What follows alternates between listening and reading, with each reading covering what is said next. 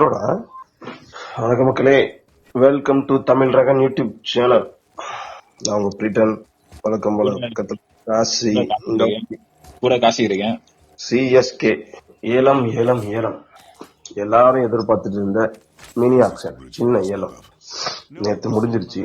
Live பார்த்து செம்ம tired ஆயிடுச்சு. காசி எப்படா சிஎஸ்கே பிட் பண்ணுவாங்க, யாரையாவது எடுப்பாங்களான்னு கடுப்பேத்திட்டாங்க.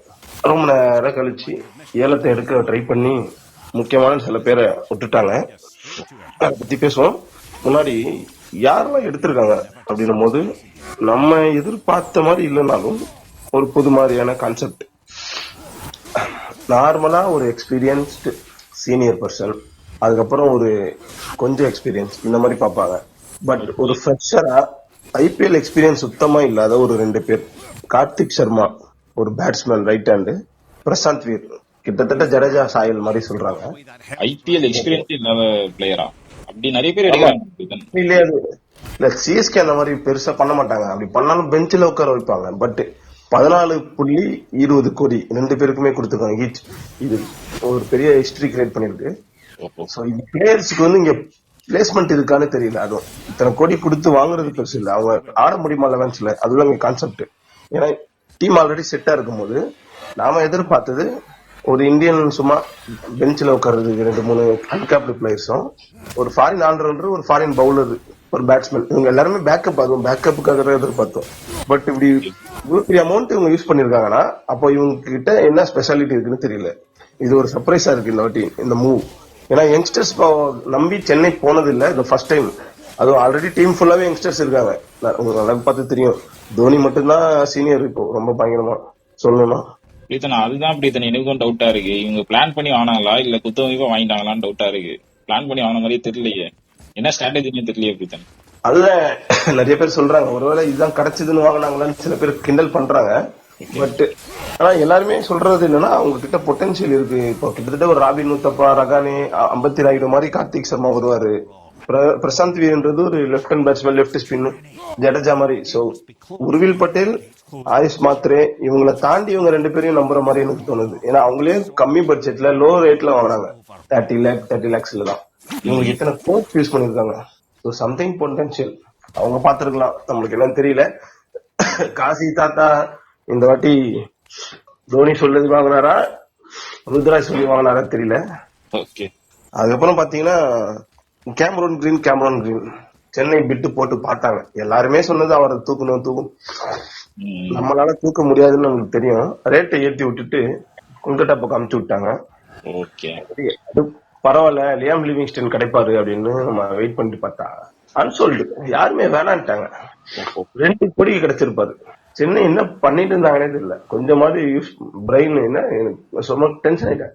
என்ன 2 கோடிக்கு கிடைச்சிருப்பாருங்க, நல்ல ஆல்ரவுண்டர் ஹிட்டரு. அவர் அன்சோல்ட் ஆகி எண்டு லாஸ்டா ஒரு ரவுண்ட் வரும் அன்சோல்ட் ஆனவங்க கிட்டக்கு, அதுல 13 கோடிக்கு எடுக்கிறாங்க. ஹைதராபாத் சன்ரைசர்ஸ் கிறுக்கு பிடிச்சிருக்காங்க அப்படின்ற மாதிரி கேள்வி எனக்கு. ஏங்க 2 கோடி கிடைச்சிருப்பாரு, கையை தூக்கி தான் கிடைச்சிருப்பாரு. சென்னை விட்டது இல்லாம ஹைதராபாத் அதுக்கு மேல இருக்காங்க பாருங்க, 13 கோடி எடுத்திருக்காங்க. அப்ப உங்களுக்கு அந்த பிளேயர் வேணும்னா நீங்க ஃபர்ஸ்ட் எடுத்துக்கணும்ல. சோ இது ஒரு மிஸ்டேக் மாதிரி தான் தெரியுது சென்னை எனக்கு. ஆனா அதுக்கு பதிலாக அவங்க மேத்யூ ஷாட்டுக்கு போயிருக்காங்க சென்னை. அதுவும் சர்ப்ரைஸ் தான், ஆஸ்திரேலியாவோட ஆல்ரவுண்டர். சோ எந்த மாதிரி ஒரு கிளிக் ஆகும்னு தெரியல மேத்யூ ஷாட்ன்ற. நான் பெருசா ஒரு அடிச்சு பார்த்தது இல்ல, பட் கொஞ்சம் நல்ல நம்பர்ஸ் இருக்குன்னு சொல்றாங்க பேட்டிங்ல. தெரியல பிரீத்தன், இப்போ நீங்க இதுக்கு முன்னாடி நடந்த ஆக்ஷன் சொன்னீங்க, அதுல ஒரு ஸ்ட்ராட்டஜி தெரிஞ்சது, இதுல ஒண்ணுமே தெரியலையே பிரீத்தன். அதுதான் புரியல எங்களுக்குமே ஒரு கன்ஃபியூஷன் எனக்கு பயங்கரமா. அடுத்ததா பாத்தீங்கன்னா பவுலர் மேட் ஹென்ரி. இப்போ நார்த் இந்தியன்ஸ் இருக்காருன்னா ஒரு பேக்கப் ஃபாரின் பவுலர் வேணும்னா அவர் ஒரு பயங்கரமான நம்பர்ஸ் இருக்கணும், எக்கனாமிக்கலா நல்லா போட்டுக்கணும், விக்கெட்ஸ் இருக்கணும். மேட் ஹென்ரி வந்து ஒரு நல்ல பவுலரான கேட்டா பெருசா இன்னும் பண்ணல, நல்ல ஸ்விங் லென்த் இருக்கு, அவ்வளவுதான். பட் சேப்பாக்ல வந்து ஒரு பெர்ஃபார்ம் பண்ண பார்த்தா இதுக்கு முன்னாடி பண்ணது இல்ல. அது ஒரு மைனஸாவே தெரியுது. ஏன் மேன் நிறைய பேர் இருந்தாங்க ஆப்ஷன். பத்திரானாவும் 18 கோடிக்கு கொல்கட்டா கிட்ட வித்துட்டோம், அவங்க விட்டாச்சு, அவங்க ஏலத்துல எடுத்துட்டு போயிட்டாங்க. அப்படி இருக்கும்போது அதே மாதிரி ஒரு பயங்கரமான ஒரு ஏர்கர் எபிலிட்டி இருக்கிற பவுலரை ட்ரை பண்ணாம ஏன் திரும்பவும் இந்த லென்த் பவுலருக்கு வந்தாங்கன்னு தெரியல. ஒரு அசல்யூட் மாதிரி ட்ரை பண்றாங்க போல. பட் இவர் அந்த அளவுக்கு ஜெயபாக்ல பெர்ஃபார்மன்ஸ் இது வரைக்கும் இருந்தது இல்ல. பாக்கணும் மேட் ஹென்ரி எப்படி பண்றாரு பெர்ஃபார்மன்ஸ். அடுத்தது பாத்தீங்கன்னா சர்ஃபாஸ் கான் ஓகே. நல்ல ஒரு நம்பர்ஸ் வச்சிருக்காரு, கம்மி ரேட்ல கிடைச்சாரு. எனக்கு அதுதான் ஆச்சரியம். நல்ல பேட்ஸ்மேன். ம். அவரை ஃபர்ஸ்ட் எடுக்காம லாஸ்ட்ல அன்சோல்ட் ரவுண்ட்ல போய் தான் எடுத்தாங்க. பட் என்னன்னா அந்த 2 பசங்களை விட இவர் நல்ல பிளேயரா எங்களுக்கு பர்சனலா எனக்கு தோணுது, நான் ஃப்ரெண்ட்ஸ் கிட்ட பேசும்போது. பட் இவருக்கு யாருமே பிட் பண்ணாம இவங்க சிம்பிளா எடுத்துட்டு வந்துட்டாங்க. ஆனா அவங்க 2 பசங்களுக்கு அப்படின்னா வேல்யூ இருக்குன்னு எனக்கு இப்பதான் ஒரு டவுட் வருது. எக்ஸ்பீரியன்ஸ் இருக்கிற சர்ஃபாஸ் கான் ஏதோ இந்தியன் டீம்லயும் ஆடணும் ஒருத்தரை விட அவங்க 2 பேருக்கு என்ன அப்படி ஸ்பெஷல் எபிலிட்டின்னு தெரியல காசி. ஓகே. அடுத்ததா பாத்தீங்கன்னா சும்மானா ஒரே ஒருத்தன் வேணும் ஃபாரின்ல நம்மளுக்குன்ட்டு ஜாக் ஃபோக்ஸ், நியூசிலாண்டோட பவுலர்.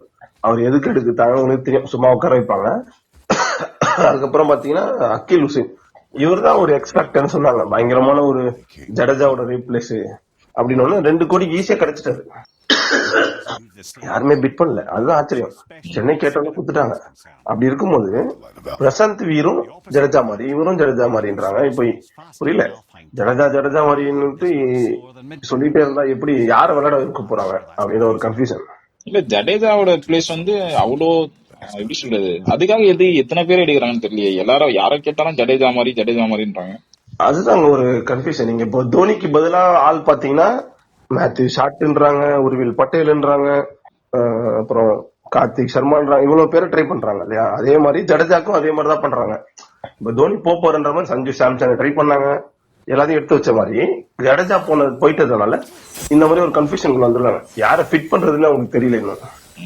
எனக்கு என்னமோ அவ்வளவுதான் இப்படி ஸ்ட்ராட்டஜி எல்லாம் எதுவும் இல்லை நினைக்கிறேன். இந்த வாட்டியும் உண்டை வாங்கிடுவோம் போல. இல்ல கண்டிப்பா இந்த வாட்டி நம்ம கப் அடிக்க மாட்டோம். பட் ஒரு நல்ல சாலிடான ஒரு டீமா டெவலப் ஆக வாய்ப்பு இருக்கு, அவ்வளவுதான் காசி. ஜஸ்ட் டெவலப்மெண்ட் இருக்கும், போன வாட்டியை விட ஒரு பெட்டர் கேம் இருக்கும்னு நினைக்கிறேன். எனக்கு இன்னும் அதான் தோணுது. ஓகே பிரீதன். அடுத்ததான் பாத்தீங்கன்னா அமான் கான் அப்படின்ற ஒரு பையனை எடுத்திருக்காங்க. தெரியும், வழக்கமான சும்மா தூக்கி உட்கார வச்சுப்பாங்க பெஞ்சில்.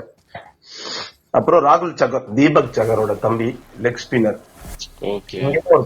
லெக் ஸ்பின்னர் நல்லா போடுவாரு, ஓகே. ஆனா ரவி பிஷ்னாய்க்கு ஃபைட் பண்ணிருக்கலாம், காசு இருந்துச்சு. ஏன் அதை ராஜஸ்தான் விட்டு கொடுத்துட்டு ராகுல் சகர் வந்தாங்கன்னு ஒரு பேச்சு இப்ப போயிட்டு இருக்கு.